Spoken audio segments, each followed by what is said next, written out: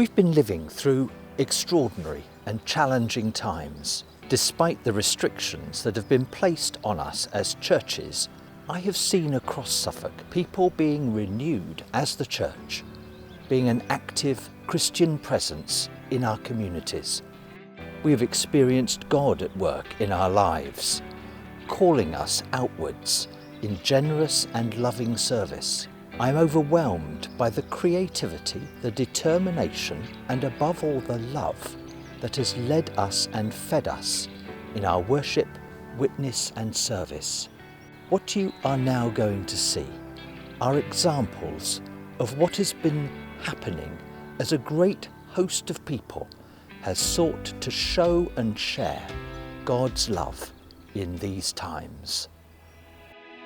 We are running what we call the Community Larder, which is an open access service running 3 times a week. So anyone can come, regardless of their circumstances. We welcome all, but what we're doing is serving all the people who need help. I love this project because it's so holistic. I love the fact also that we've got church volunteers, we've got lay volunteers, we've got all the people who come in and use this as a service and as a shop. And it's a real good community bonding actually, a sort of gentle community bonding, which is lovely. When I leave a volunteering session, I just feel uplifted. It's good for the soul. The impact's been tremendous because it's a joint project with the town council, with other voluntary groups, with the volunteer centre. We've come out from our buildings and into the community.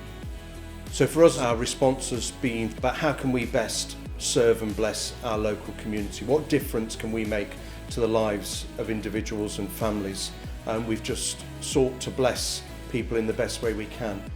Each week we deliver round about 50 to 55 lunches to elderly, vulnerable, isolated people.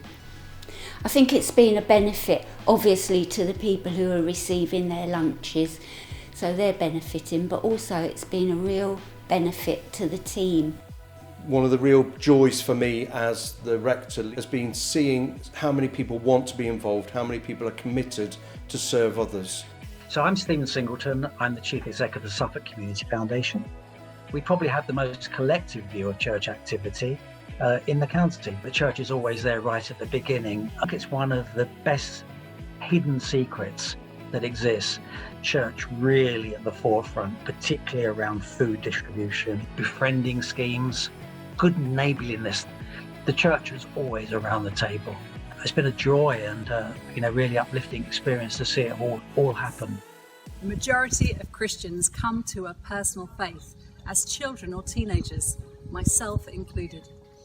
2020 and 2021 have been tough years for many teenagers and families, and yet they have been an amazing source of inspiration to each other and to all of us in living faithful, hopeful and loving lives. The stuff that I like about Junior Church is that we have fun and we read the stories. It's a place that we all come together to learn, share and support each other, especially during COVID-19. We've done lots of exciting things online and we have lots of exciting things planned for when we can all see each other again. I've made amazing friendships with some of the other young people at church, and I've been taking part in online choir rehearsals, which has helped me realise how special it is to sing with other people at church. It is amazing to be part of such a welcoming and safe community. We helped pack the parcels. It was nice to feel that we were doing something that meant something. I think it kind of also shows that side of the church, that you can see God not only through praying and not only through going to church, but you can see Him through volunteering, you can see Him through helping out other people, through action. Yeah. The Church of England in Suffolk amazingly supports 87 church schools, seeking to offer Jesus' promise of life in all its fullness. To be a distinctly Christian school, care is incredibly important to us here. And that's where our whole ethos really stems from. We care about everybody in our community.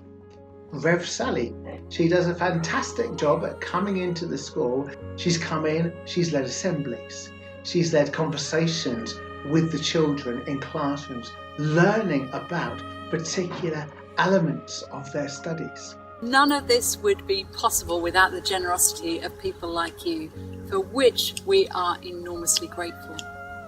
Did you know that in 2020, despite a global pandemic, individuals in our Suffolk churches contributed almost £6 million in parish share?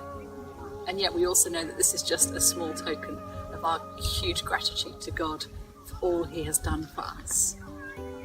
Many of our churches, we have medieval grade 1 and 2 listed buildings which need caring for, ensuring and maintaining. Obviously, one of the main things that we give to in churches is to mission and ministry that goes towards paying for essentially clergy.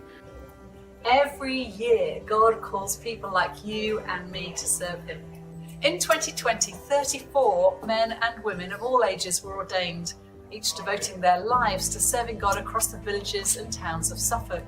It's here in Aldeburgh, I find myself halfway through my curacy. I'm here to live among the community and learn the tools of the trade of ministry, with the help and support of my clergy colleagues, as well as the communities we are here to serve. As we build up the body of Christ in this place and offer spiritual and pastoral care to this community, I have begun to find my feet as I live out my vocation to serve God. I'm acutely aware this is not possible without the prayerful and practical support of those in the pews willing me on. The diocese also invested in training hundreds of youth workers, children's and families workers, pioneers, church planters, chaplains and evangelists, recognising that God generously gives us all different gifts for the building up of his church. Sustained by worship and prayer, the Church of England in this region has proved itself to be vibrant, adaptive and very much alive and kicking. It has been a great joy coming together for worship during this time when we can, and also for our online services. This has maintained our presence and commitment to the God we worship and to each other. And I've been so amazed and so grateful for the generosity here of the congregations and the communities that they have shown in the financial giving to their churches. We rely on your generosity to enable us to continue to do all the things that are happening around this diocese. The more we have, the more we can do. It would be very blasé to say, well, the COVID situation hasn't affected us, because obviously it has. And though we have things on Zoom, it's not quite the same. But of course, this is where the parish giving scheme comes in, which enables one to pay regularly by direct debit.